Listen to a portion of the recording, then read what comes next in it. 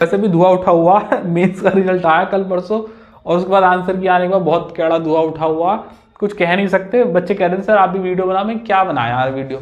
अब एसएससी इतने बड़ा कमीशन नहीं समझता, गवर्नमेंट नहीं समझती, कोर्ट नहीं समझ रही, सब हवड़ दबड़ हो रही है भारत में, कुछ भी कहीं भी कुछ भी हो जाता है। इस पर क्या वीडियो बनाया, जो चल रहा है राम नाम पे चल रहा है। लकी ड्रॉ सा निकलता है भैया, मेहनत सभी कर रहे हैं। अब लकी ड्रॉ में तुम्हारा नाम आ गया तो तुम्हारे कंधों पे 3 स्टार लग जाएंगे, और जिसका लकी ड्रॉ में नाम नहीं आया वो बेरोजगार, अगली 1 साल और रोएगा वो। समाधान कोई है नहीं, शिक्षा मंत्रियों को कोई लेना देना नहीं है इन चीजों से।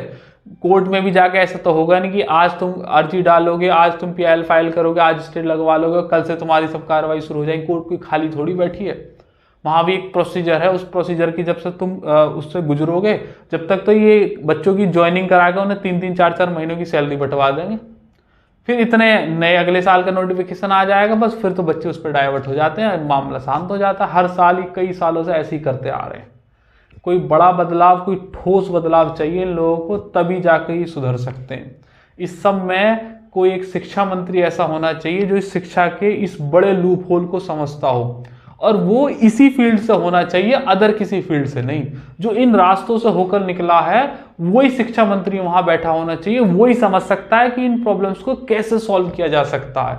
वो वहां सबसे ऊपर जो टॉप पर बैठे हैं वो कभी इस रास्ते से होकर गुजरे ही नहीं है, तो वो कैसे सॉल्व कर देंगे। उन्हें तो पता भी नहीं होगा कि बच्चे इतने परेशान चल रहे हैं इन बातों से। सीजीएल के रिजल्ट के बाद इतनी हाहाकार हो गई है, उन्हें तो इस बात का शायद अंदाजा भी ना हो।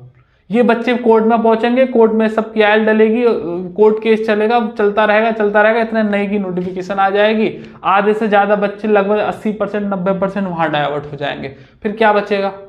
फिर एक कोर्ट 23 का तो चल ही रहा था, 24 का भी चल जाएगा, उससे पहले भी पता नहीं कहां कहां किस किस एग्जाम पे चल रहे हैं। कमीशन हर बार ऐसे ही बच जाएगा। शिक्षा मंत्री ही एकमात्र ऐसा सॉल्यूशन है जो स्टॉप पर कुर्सी पर बैठा है, वो इसी क्षेत्र का होना चाहिए। उसे पता होनी चाहिए कि कंपटीशन लाइफ क्या होती है, कैसे बच्चे यहां से निकलते हैं, क्या क्या परेशानियों से वो जूझते हैं। अगर वो इस परेशानियों को वो खुद भी समझेंगे, तभी उनका दर्द हमारा जो दर्द है उनके दर्द से मिल सकता है, तभी कुछ हो सकता है। वरना हर साल एसएससी ये काम करती आई है और आगे तक भी करती आएगी। ये झोल है, स्कैम है, अपने लोगों को वो ऐसे सेट कर रहे हैं, या उन्हें रिजल्ट बनाने आते ही नहीं है, एग्जाम ऐसी बस चल रहा है, ऐसे जो भी कुछ चल रहा है। कौन जाने इस सच्चाई को क्या है। हम क्यास लगा सकते हैं, कोर्ट में जा सकते हैं, आपस में वीडियो बना बना के एक दूसरे को शेयर कर सकते हैं, इससे ज्यादा और कुछ नहीं होने वाला।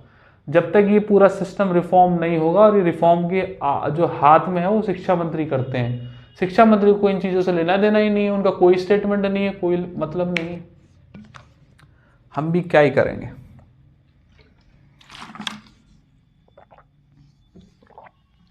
एक और करो अगला सवाल।